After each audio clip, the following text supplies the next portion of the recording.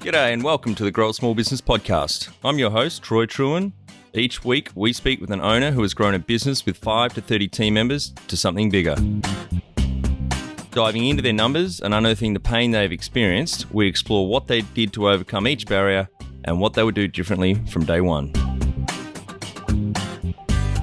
Let's get into it. Welcome everyone. Today I'm interviewing Gil Bar-Lev from HomeRoots based in New Jersey in the United States. Thanks for your time today, Gil. Hey, my pleasure being here. Good morning, Troy. Let's start with how we know each other. Adrian from Legendary Podcasts reached out and thought you'd be a great guest for us. Yes, reach out to me as well, and I thought it will be an amazing opportunity to speak to you. Tell our audience a bit about your business, what it does and how it makes money. Okay, so our business is a B2B platform for furniture and home decor manufacturers to get the product sold in the US. So they basically upload their products onto our platform, and we make sure that everybody in the US who can sell their products to the consumer will do so. The way we mainly make our money is from our customers. They buy the goods, we take a certain cut out of the merchandise of the sale, and that's how we make our money. Fantastic. How did you start out? So actually it started off about 5 years before it was even launched as an official site. So it started off with working on a business plan. While I was still working for another company, I decided to run a whole business plan by an agency just to cover all the bases, make sure that everything, the financials set, how we're going to go to market, how we're going to make money, competition, competitive advantage, everything. It was like a 40-page document with graphs, diagram, everything that I worked on actually 5 years before, almost 6 years before I actually launched. And then over a period of time, I was developing this platform with myself. Just to tell you a little bit about myself and my background, I'm a software engineer. So I was going to ask you. Yeah. Imagine what happened. So I used to work during my day, and at nighttime I used to code, and I coded and I coded and I coded up to the point that I felt okay. It took me actually a couple of years also to build up the website. Fast forwarding a couple of years, about a year before we actually launched, I felt like, okay, we got the basis going on. Now I can hire other developers to help me out. I shifted myself from being a developer to now more of a business person, where we actually go out and talk to suppliers, go out, talk to buyers, try to sell them on the idea, while I was bootstrapping this whole engagement. At that time, I was spending my own dime, but I was still working for someone else that helped me cover my day-to-day expenses. As I got closer to the day in which we launched the site, I felt that my day work I felt like I'm pretty much at a dead end. Like I'm not going to go anywhere there. And I felt like a joke, and I felt like I want my own thing. And I felt I'm ready for that. And I felt I have enough money personally in the bank that I can do what I want to do. So I quit. I launched it. I rolled the dice. I believed in myself, and we launched. And since then, the rest is history. So what year was that, and how old were you when you launched the business? So we launched in October 2018 as HomeRoots. Until a year before, it was just me in the company. When we launched, we were actually 2 people in the company, just me and another person, like a VA, virtual assistant, that kind of helped me out with some of the emails, some of the setups. And then now, a little bit less than 4 years after, we're 42 people in the company and growing. That's amazing growth. Well done. Thank you. And how old were you? Hard work. It's not easy. Yeah. How old were you when in 2018, 4 years ago? How old I was? I was 40. 40. Great. And no, 41. Sorry, I was 41. 41. Right. And any other companies along the way? Any other businesses? So before that, the first company that I ever launched was with a partner. That was back in actually 2005. And that was the first company I had a coworker. And what we basically did at that time is that we help brands sell online. Right. So at that time, 2005, internet came back to the front stage after the dot-com, burst. And people wanted to come online and sell, but not everybody knew how to go about it. So my partner and I, we basically helped them come online with establishing their website presence, help them with the fulfillment of the orders. We gave a complete suite of things. The way we started initially, obviously, it was just us. Both of us have injected some money into the company. I was working part-time for the company while he was working full-time. And then after about a year later, when I felt that I'm going to be capable of actually taking a salary out of the company, I left my job at that time and I joined him in full force. And we brought it within 3 years. After launch, we brought it from $0 to $8 million in revenue. Holy shit. Yes, bootstrapped, no investors, no nothing, just pure growth. The fourth year, we were ready to get to, our projection was to about hit $15 million. But that's when we had a certain disagreement on the future. I felt that my partner at that time wanted to invest more in logistics and warehousing and that piece. I felt that the strength should be more in the technology on the platform where I thought there was more demand. And I felt at that time that there were other warehousing opportunities that have stronger added value than us. He disagreed. We obviously disagreed, and I sold my share to actually one of our suppliers at that time that bought half of the company. That was my first exit. Wow. I lived quite well afterwards. That's great. How many years after 2005 did you exit that? Yeah, that was 2005 up to 2008, and then 2009 I launched another company. Was pure DTC. We sold our own products, manufactured in China, mainly in Asia. Made our own production. Ran this for about 5 years as well. We were doing a lot of housewares, personal care items, toys, and sports goods. So we're touching multiple different categories. We were selling on our own website, we're selling on marketplaces, became like a big thing at that time. We were doing that. And then also the same thing, I felt like I'm getting to the point where I had enough of the DTC. I'm looking for something else. And I always was intrigued by wholesale. So as I was working on, the business plan, I did some consulting for another company at that time. We were doing some other things. I was starting to work, as I mentioned, during evening time on coding this new platform which in the future will be called HomeRoots. We launched three years later, late 2018, we launched officially. Do you have any other key numbers you can share to illustrate the growth of HomeRoots? You've gone from 2 to 42 team members. Any other? So even though I cannot disclose the exact sales figures right now, I can tell you that I can just say that I'll talk about the first 2 years, okay? More of 2018 and 19. Let me even go to 2020. So in 2018, 3 months after we launched, we actually finished in $80,000 in revenues. 2019, we did 1.3 million. That $1.3 million US dollars.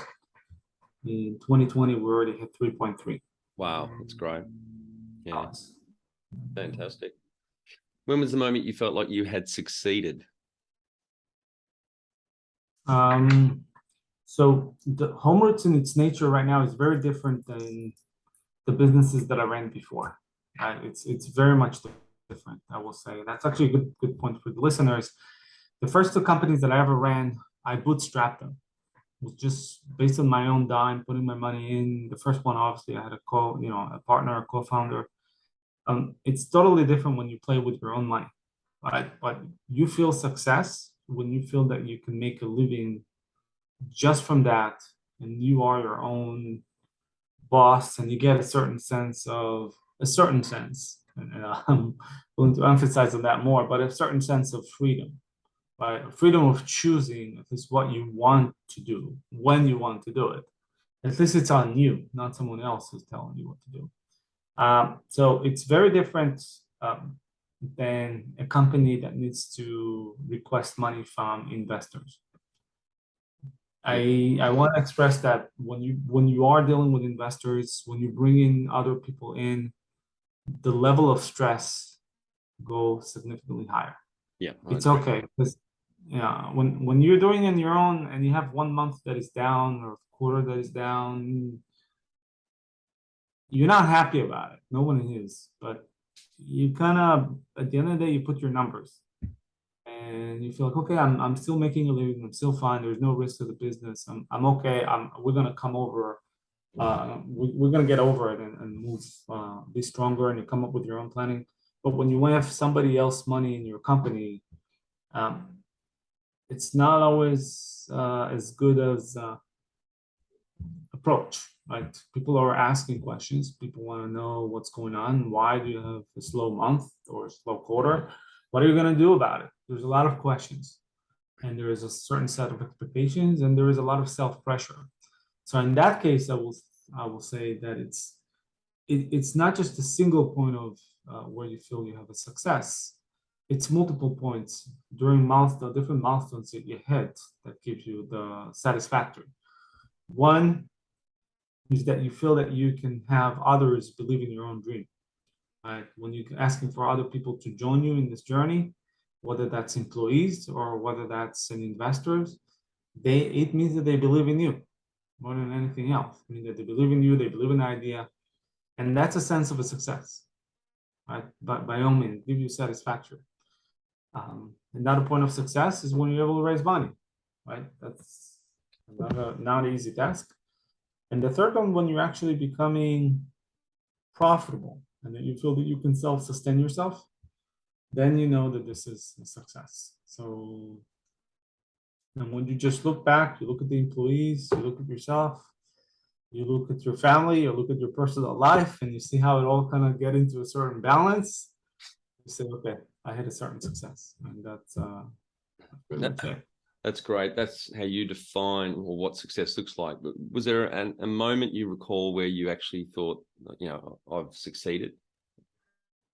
Or many times, right? It's in many different instances. One, when I was able to raise money from others. Second, when I was able to find a second in command, I will say personnel who helped me out today. For me, that was a sense of success. A sense of success of even making my wife believe in my idea. It's not just another crazy. Yeah, it's not easy. Not everybody is easy. Hey, how are you gonna? Because again, I quit my day job, with my whatever. I stopped my consulting, everything else. So, and I have 3 kids at home, a daughter and 2 sons, and you can imagine as the bread maker, you got to bring in money. So it was a big concern. So for me, the success was that finally my spouse actually believed in that and saw some money coming in and said, okay, maybe there is something. It's not a crazy. Yeah. So yeah, so it's not just a single moment. It's an array of events. Number one thing you'd recommend to marketing a fast-growing business? So it's very different from B2C to B2B, right? I definitely recommend more active marketing on the B2C side. Then the B2B is different. Now, it depends. My personal experience is more with selling products, right? Less about selling services or stuff like that. But I will say with selling products, the marketing techniques that you may want to go for is really advertising on any social platform that you can, or any place that may lead a potential buyer to your store, your online store, or to a landing page where you can start converting them. And you need to spend your money into it, and you need to come with the assumption that you're going to spend money before you're going to make money. Because the first couple of thousands of dollars most likely going to be spent towards optimization. You're going to throw thousands of dollars out the door, and you should expect that and not necessarily be afraid of doing so. And if you don't have that money in your pocket, don't get into it. Don't do it. Don't look for this active marketing. But if you want to do this active marketing, nothing else works. I will say the affiliate marketing depends on that. The influencer marketing depends on some money put into that as well, because the better influencers are going to ask some type of money. It's not getting a sample is not enough, right? And even a sample costs money. So, you got to be able to spend money. But on the other hand, I will say, if you spend, let's say, $2,000, $3,000, and you get no sales, nothing, or your sales is just a single sale or two sales, then you have to think twice whether the product that you're offering in the market is actually a product customers are interested in. It's just not a fit to the market, and then you have to stop. Otherwise, you're going to bleed money forever. But you have to be willing to, you need to have those pockets, money in the pockets, in order to move forward. On money, how did you fund this business? So the current business, I bootstrapped it. Yeah. I put in actually about $100,000 out of my own pocket to bootstrap HomeRoots. With that said, I will say the previous businesses, the nature of them was totally different. I did not invest that much. I put maybe like $5,000 or $10,000 into the company, and that was enough. I mean, this was really, HomeRoots is different in its nature. It's a completely different play, a different platform. I knew it's going to spend a lot, and also it was the first time for me going into B2B. I made mistakes. I made a lot of mistakes. I've learned from them. I pivoted. I actually pivoted twice before we got to HomeRoots the way it is. And that cost me money on a personal level. But with the other two bootstrap businesses, somewhere between the first one maybe was like 10 grand, and the second one was $5,000 that I put in. That was enough. So you haven't taken investors on in HomeRoots? With HomeRoots, yes. Now we have. Right. Yep. And the first investor got in a month after we launched. Got it. Yep. Yeah, that was the first investment. And that's a business that really was intended for that. It was not a business that can grow by just bootstrapping. That's not the type of that business. If you were to start up today with plenty of funding, would you go into your industry? Definitely. There's so much to do in it. It's super antiquated. In the US, at least, I will tell you, it's super antiquated.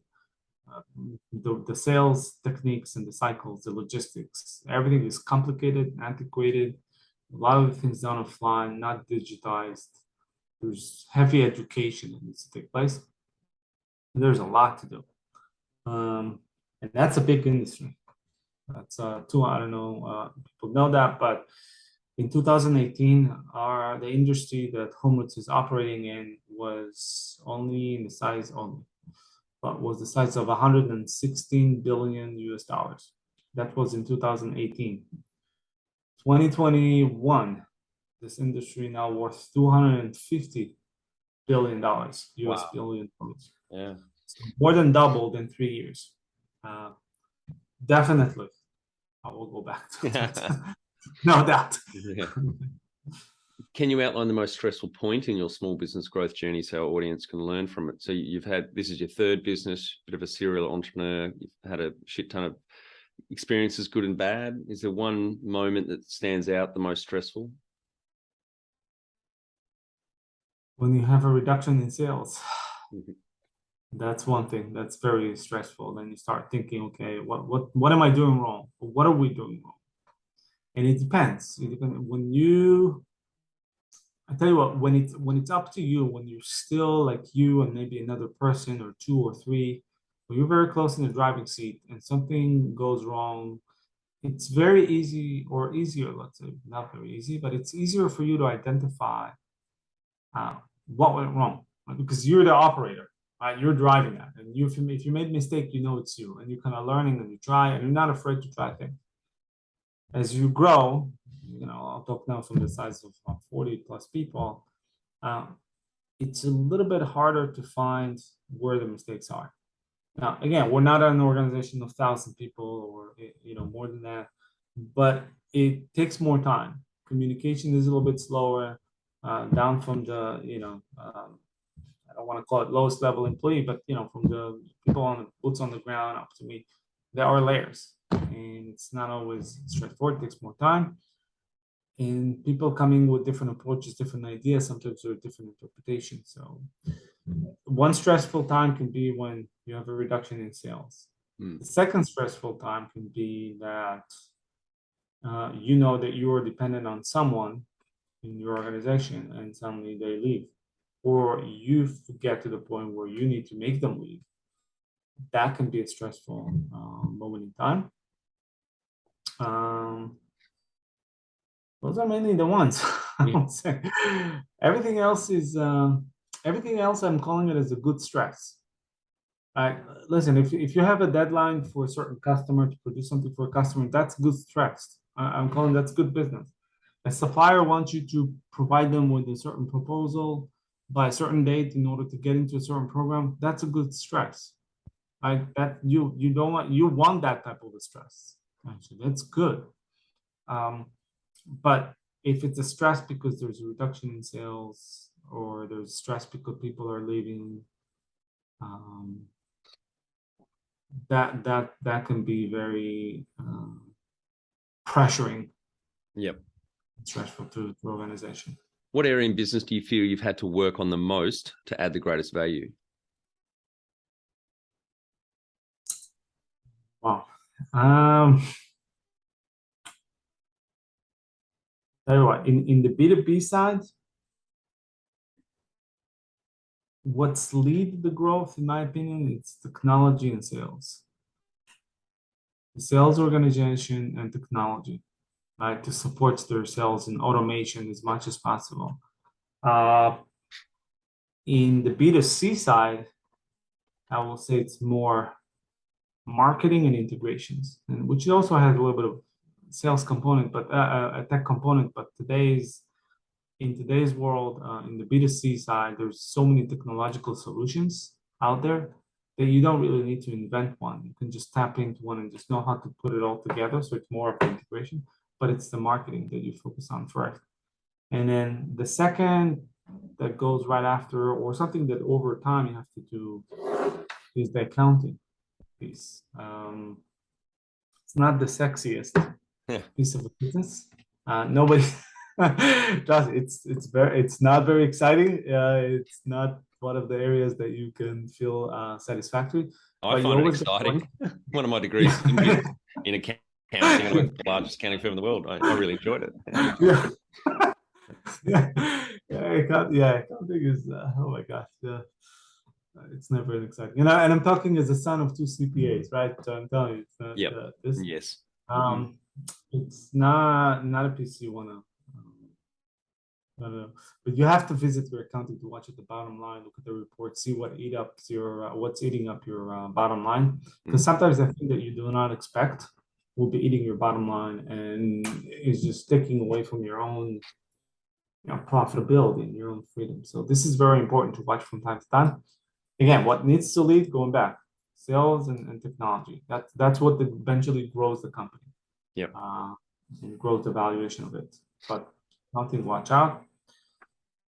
And last but not least, always have to watch out the HR aspect, the people. People are your team. Without them, you're really nothing.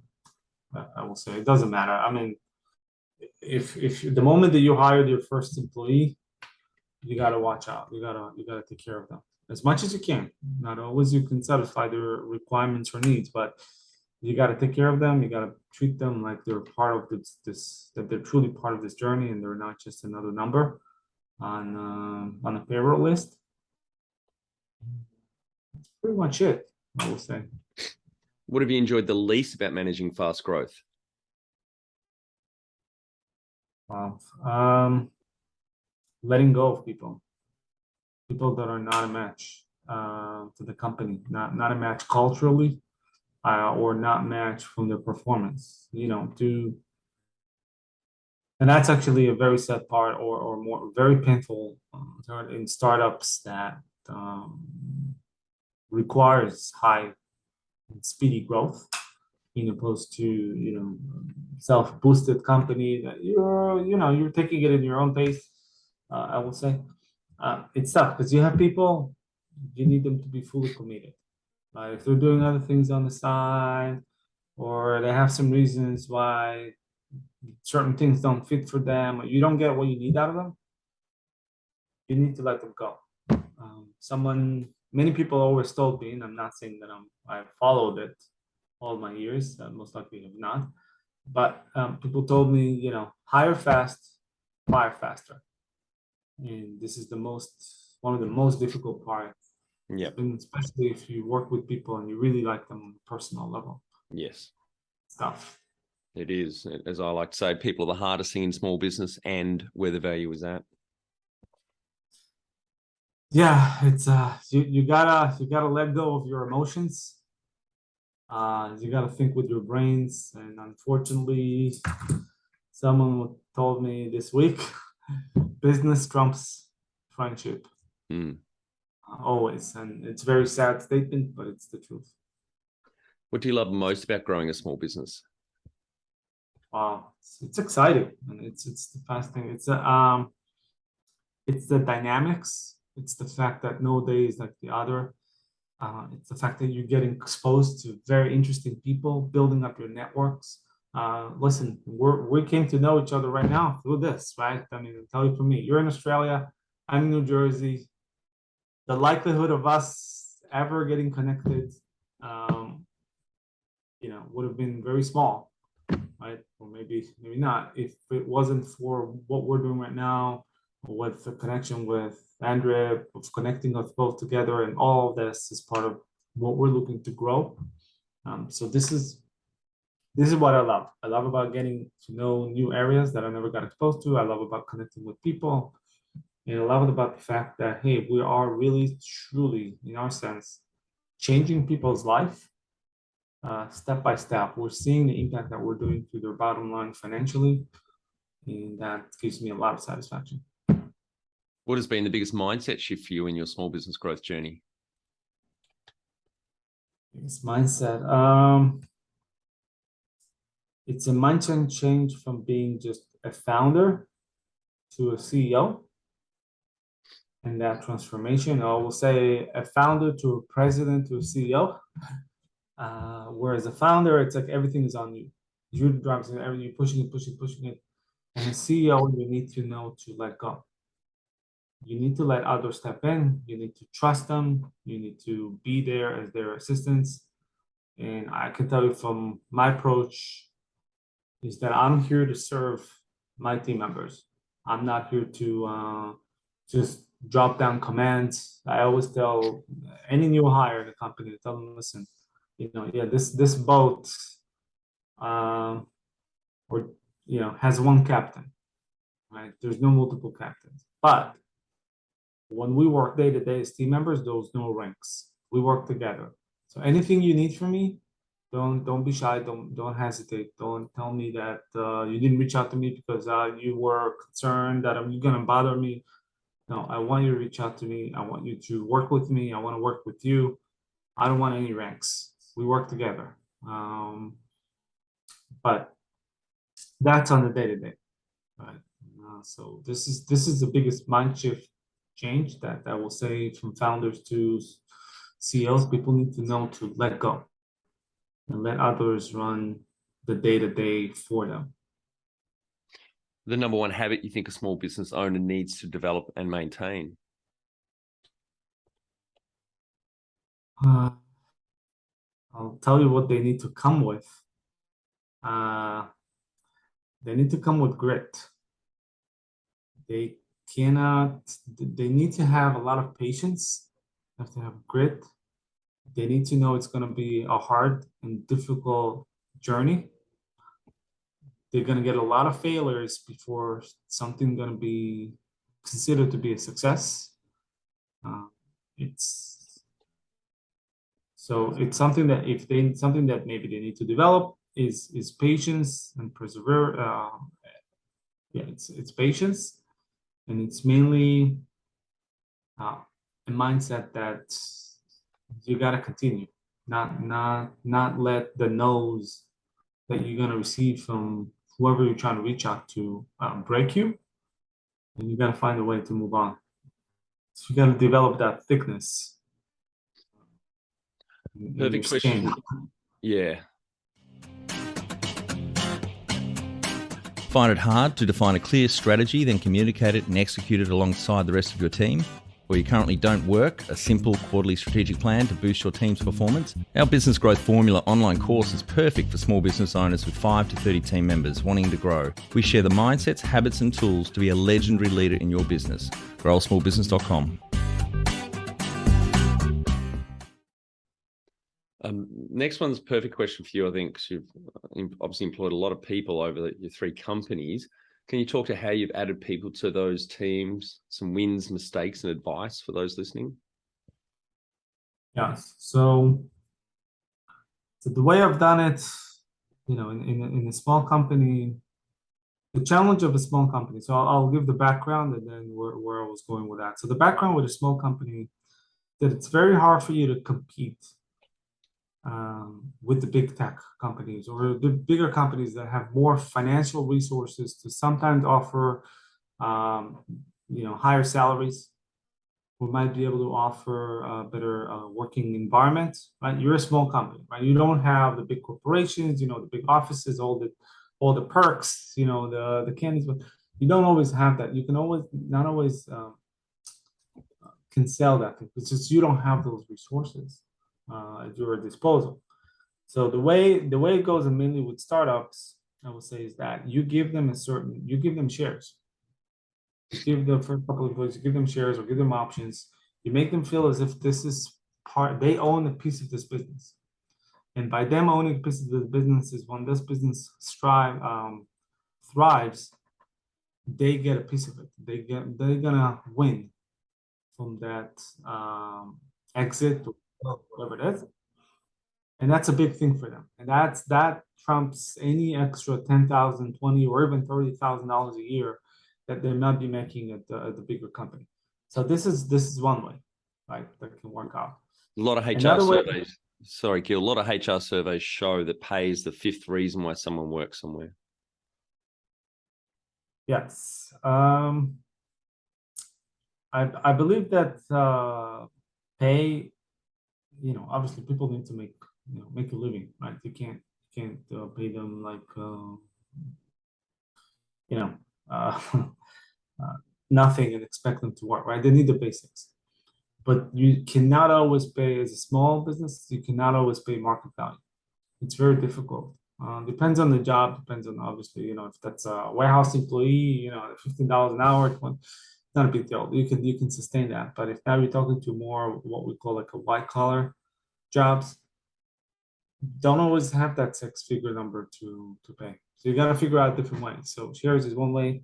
Another way is the way that you treat your employees. It's just a treatment. But the first thing to get them through the door is to sell them the idea.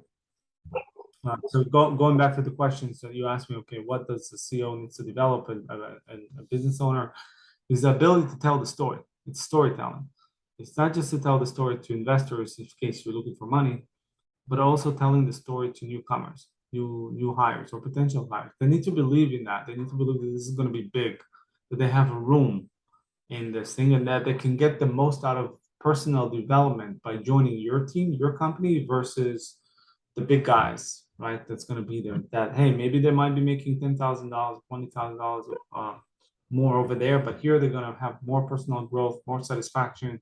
There'll be a more significant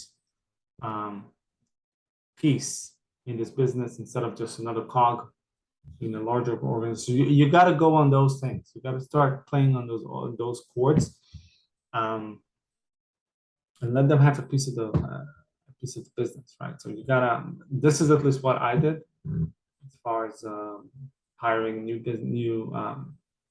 employees for What are some HomeRoots. You got Yeah.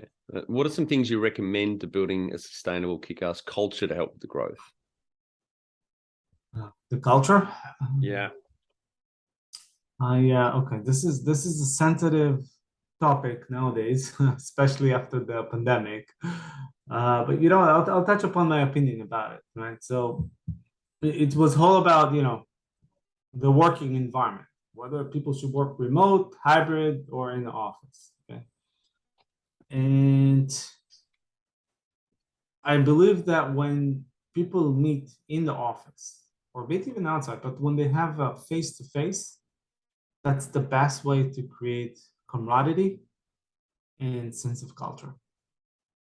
I think the effort, I'm not saying that you cannot build a culture remotely when everybody's remote, there is, but you really gotta invest in that. You really gotta invest, you gotta think differently about how you bringing people together when they're not physically with each other. And there are solutions out there, but they're not straightforward solution. And you really need someone who's going to champion that and orchestrate those activities on almost ongoing activities to create that culture while everybody's remote. However, if you have people that do meet in the office, and I'm not saying they need to be in the office 5 days a week or all the time, but if they do meet the office, the culture will get built by itself. They're going to get connected by itself. And when you do the interviews, when you bring in new people into the organization, one of the things that we're deploying is that we're not just having one person interview that new candidate. We have actually a couple people that interview the candidate, and one of the things that we're checking whether that person might be culturally a fit to other employees and whether there's going to cause some type of disruption. So it's a mix of those two. It's part of the interview process as well as I strongly believe that face-to-face work is contributing a lot to the culture and the camaraderie between employees, and that's what makes them feel more connected at the end of the day to the office and to the company and to their friends. With that said, I'm not saying that there's a need to meet each other every day, but there's got to be some face-to-face time. I truly believe in that. Tell our audience how you've handled balance. Work-life balance? Yeah. That's a good question. So I'll tell you the way I look at that. I think for the best of it, and that tells a lot about the employees as well as the employer. When you get to the point where there's no more balance, actually, and hear me out all the way to the end. But when there is no more balance between work and office, work and personal life, then you know you're succeeding in that. Now, what do I mean by that? No more balance, right? It doesn't mean that you only do your personal life or only do your work and you forget about being a human being and as a human being, but become just a machine that work. Is that you no longer see work as work. For you, it's fun. You enjoy it. Right? You want to do it. It becomes a hobby and fun, something that you kind of do in between while you're taking your kids out to a certain event, or when you hang out in a restaurant with your wife and later on you look at your meal. This is like the type of things that you do. You don't even pay attention that you're working. It's not really work for you. It's like something that you enjoy doing. Yeah. And when you get to that, then you no longer need to balance. You don't have this black versus white or dark versus bright, or you don't have this thing anymore that you're trying to balance. It's just everything like commingles with each other. And if you're able to do it as an individual, and if you're able as an employer to make your team member become like that, that's a big win for everybody. I think, and it goes both ways, by the way. It goes both ways in the sense that sometimes let's say, talk more officially, yeah, you work more, right? Like you produce more and stuff like that. And there are sometimes you kind of take things back. You take certain things, you slow down a little bit. You spend more time with your family, and that's okay. And that's not a big deal because when time comes, you know how to shift and then speed up things on the work side. It's like everything, it's like it balances itself. You don't need to balance it from yourself. So that's hopefully that answers your question. But that's Yeah. can get How much, how much professional development have you invested in yourself? I will say a lot. Yeah. That's what I'm doing. So personally, so I'll start off with personally. I mean, I started out as a software developer, but you know, when I went to college, my bachelor degree was in computer science, but then my master was actually in marketing and finance. And then throughout my career, I found myself actually engaged in different industries, in different things. So I kept always changing the type of roles that I acquired or what I like to get more involved with. That's logistics, or even got into the medical field. I got into for the pharmaceutical field. I got into different things that had nothing to do with what even I'm doing right now. And I learned a lot from that. But going back to the maybe more recent personal development is that I constantly read articles about new trends, new technologies, uh, certain area of the business, not always even things that I'm responsible for. I take courses on LinkedIn, on Linda, what they used to be Linda at that time. I take a lot of courses like That's that. Linda's lynda.com, isn't it? For the audience. Yes, Yeah. yes, same. Right. And I believe they were acquired by LinkedIn, Right. if I'm not mistaken. And so if you're a Prime member, or yeah, if you're a Prime member of LinkedIn, you basically get free access to the learning, um, all the courses that LinkedIn has to offer. So you just basically choose the field that you're interested in, and you can learn like everything you're interested in. So every time I go and pick different things, and also when I'm driving, I can tell you I tend to listen to podcasts Yeah, me or too. audio, and I learn a lot from that. Um, so I recommend those things. I personally, maybe there's a lot of people in the audience that are like me. Uh, it's not something that I'm proud of, but that's just the reality. I don't read much books. I really don't. I don't have the time to just stop what I'm doing and sit down for 2 hours, 3 hours to just read a book. I just really don't. Also, I don't have the patience to sit down in one place and just focus on the book. It's just not me with the jumping of myself, but also with the interruptions of the day. I don't. So I tend to rely a lot of audibles, Yeah, which is great. one thing. Yeah. Or as I said, I just read some things that takes about 10, 15, maybe 20 minutes and learn new things that way. As I mentioned, LinkedIn is a good thing, but there's other opportunities Yeah. you can get to that are out there. I think even on Amazon, a lot of good stuff that you can read quickly. Have you had mentors or coaches along the way? Yes, plenty. Um, at least in the B2B, I can say they had a lot more than on the B2C side. On the B2C side, I really learned from, so I tell you what, on the B2C side, before I launched my first company, one of the first projects that I did was actually to connect Toys R Us with Amazon. Right, and I was employed by Toys R Us to help them get into the e-commerce world in the early 2000s. And one of the approaches was to do it through Amazon. So Amazon will be the front end. I've learned a lot from Amazon. I learned a lot of people from that working at Amazon at that time of how to run an e-commerce company, what are the good successful things. And even though they were not official mentors of mine, I felt like I did learn a lot of things from them. And that guided me through what I've done in the B2C companies that followed after. In a B2B side, even though I did come some relevant experience in IT, logistics, all of that, my mentors were really more people from the industry. I signed up by part of whether that's was part of an accelerator that I took, that I met with people that did UX, UI, people with technologies, ERP, marketing, sales. Everybody got their different advices and mentorship. I've learned that.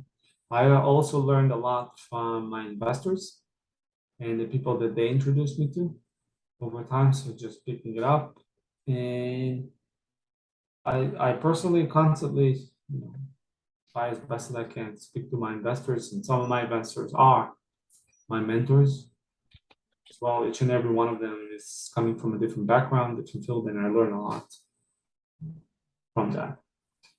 Do you have a board of directors or advisors? Yes, we do have advisors. We do have a board of director now. That's a brand new thing. We didn't have that initially. We just launched like 2 months ago. Set it up.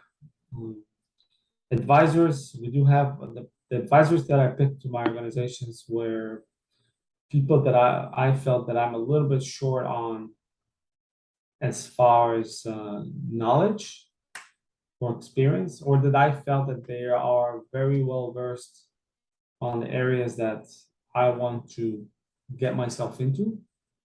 And so I got them engaged. So yes, make a long answer short, yes. So you're one of the few we've had on that's exited a business. You've actually exited two. Do you have any advice for our audience that may be considering exiting or down the track when they get ready to start thinking about it? So I tell you what pulled me, the first exit was different than the second one. The first one was when you feel, if you have co-founders, if you want to maintain a good relationship with them, right? At the end of the day, most likely the people that you co-founding a company, in many of the cases, those are either family members or friends. Right? In many cases, I'm not saying it's always, but it's really a common thing. People that you know for several years, and you trust them. At some point in time, and it's a hard decision, but at some point in time, you have to decide what's more important to you. Is the friendship or the business? Or if you feel that you can have enough money, you don't need to be greedy, and you want to keep the friendship or the family relationship. When you feel that that's at risk, I suggest exiting out. That's it. Take the money that you made. Don't be greedy. Take out and move on. Just that. That's one thing. The second thing is then when you start losing your passion to what you've done or what you're doing. It's like you start a business, you're very excited about it. It's working very well. You love it. But then, like anything else, right? We have 40 years, midlife crisis. Sometimes you've been doing one thing all your life and then suddenly you don't like it anymore. The same thing can happen in a business as a business owner. Suddenly you started off, you like it for a couple of years, maybe even 10 years, but you know what? Then you get tired. Just enough. And you don't have to retire for that. You're still going to be still young, could be in your 30, 40, maybe 50, still have a long way to go. But it's like, okay, so if there is someone else that can take ownership of the company and running the day-to-day, and you're like more on a passive, and you're okay with you being passive about it, then just let go, let somebody else own it. If you feel like you cannot stay passive, just sell it, sell out, exit, and just be done with that, move on to your next thing. So I'll say if you lose your passion, those are two reasons at least that led me to exit my past life. All right, Gil, we're on to our final 5 questions. What do you think is the hardest thing to growing a small business? Hardest thing is that's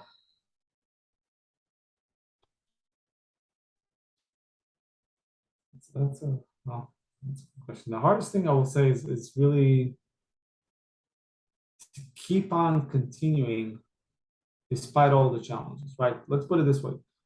If you're in a disruptive, if you're trying to disrupt the market, right?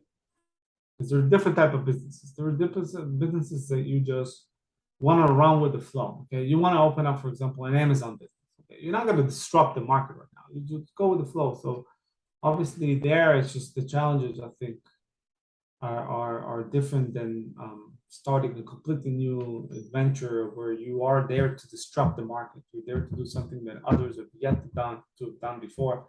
And in those cases, you got to be ready to get a lot of no's You got to get a lot of challenges. People not going to believe what you're doing, not going to believe in you. And the biggest challenge is how you move beyond that, how you do not let it go under your skin to demotivate you or take you away from your passion. If you believe in yourself, eventually people will believe in you. And the hardest thing is that sometimes you may lose your, sometimes you may ask yourself, what the heck did I get myself into? Or maybe it's just my only dream.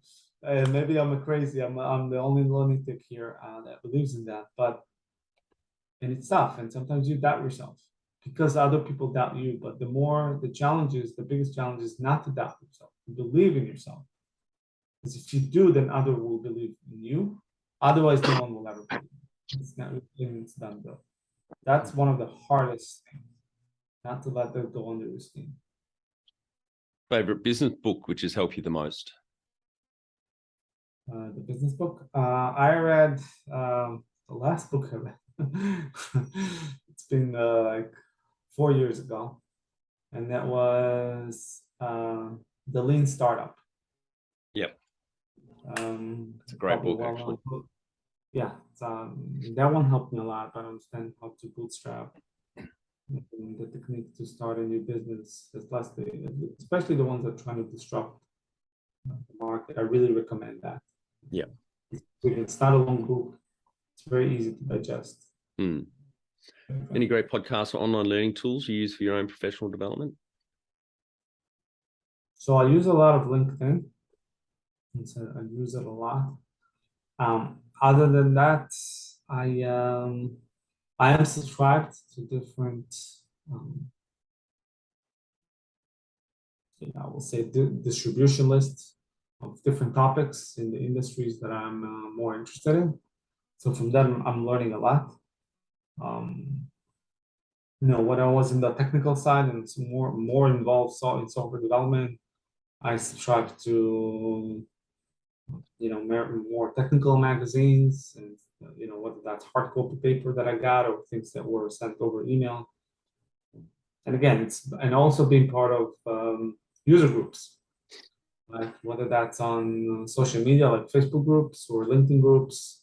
I don't know how it is in Australia, but even here in the States, you have what's called a tab, which is basically local, you can call it regional groups of business owners and professionals that basically can meet on a monthly basis or on a quarterly basis. They usually meet around breakfast time or before breakfast time, before really the work starts, and just exchange ideas for about an hour and talk about things. And I think TAB stands for the Alternative Board. So if you do not have a board of directors to your company, that they act like the board, they help you out. So that's another thing that I've attended in the past. One tool you'd recommend to help grow a small business? I will say depends on the business, what industry you're in. But I believe one tool is the learning center. That's what I recommend. Before anything else, go to a learning center and learn how to learn the areas that you feel personally that you're not strong enough, that you need some help. Now, the objective here is not for you to become an expert in that topic. You're not. But you just need to be able to get by and get the bare minimum done until you have enough money to get someone who's definitely better than you. That's a whole point, right? So if there's one tool, a learning center, that's it. Finally, my favorite question. What would you tell yourself on day one of starting out 17 years ago with your first business? Raise more money. or do more homework before you start. Yep. Or get more help as far as mentorship or get more help. Or I'll tell you that, don't start by yourself. Have a co-founder. It's super hard to start by yourself. I mean, it's you need to invest a lot more money in the company if you're going by yourself. A lot more difficult. I can tell you that. But if you're able to make it through, then it's a bigger win for you individually. But the risk is much more difficult, and the toll that it takes on your personal life is much greater. So you need to, if I need to go back 7-8 years, I will ask myself, okay, are you willing to pay that price personally? Are you willing to pay that price financially? Is this what it's going to cost you in both? And then if so, continue the same route. If not, take a different route. Great. Thanks very much for your time today, Gil. I think the audience get a lot of value out what you shared with us today. 3 successful companies. You've grown the recent one, HomeRoots, from 2 people now to 42 in 4 years. That's phenomenal growth. Congratulations to you and the team. Thank you very much, Joy. And feel better. We're sorry to hear that you got sick. So health is most important thing. Yes, without that, nothing matters. Thanks, Gil. My pleasure. And for our audience, we would greatly appreciate a review in iTunes or whatever platform you listen to us on. More reviews means we bubble up higher in iTunes, etc. So more business owners looking for podcast help with their growth will find us.